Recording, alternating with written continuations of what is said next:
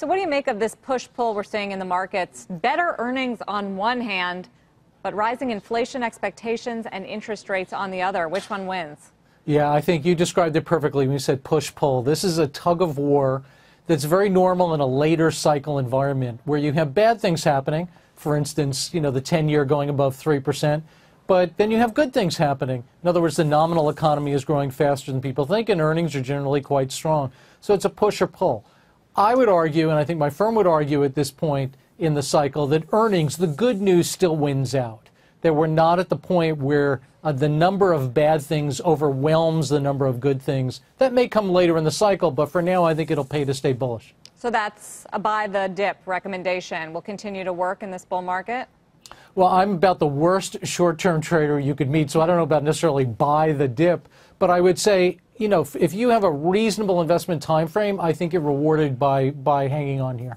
What about the move in Treasury yields? What does it signal to you? There's this big debate on Wall Street of whether it's actually a regime shift or if it's just a natural progression in what's seen as a healthier economy with a little bit of benign inflation.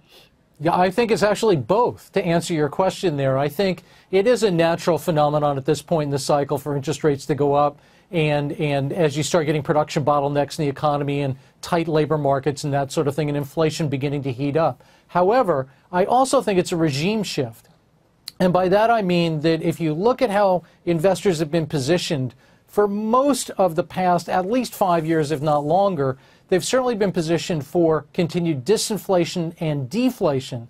Now we're at a part in the cycle where inflation is starting to come back. Now, that doesn't mean we're going to have 8 or 10% inflation, but if inflation keeps creeping up here, as we suspect it will, portfolios in general on the street are just not positioned for that.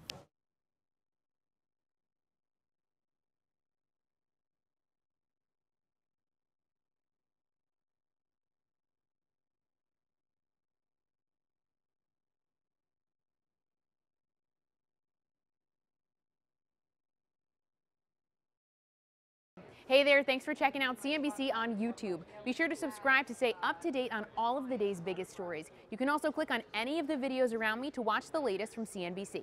Thanks for watching.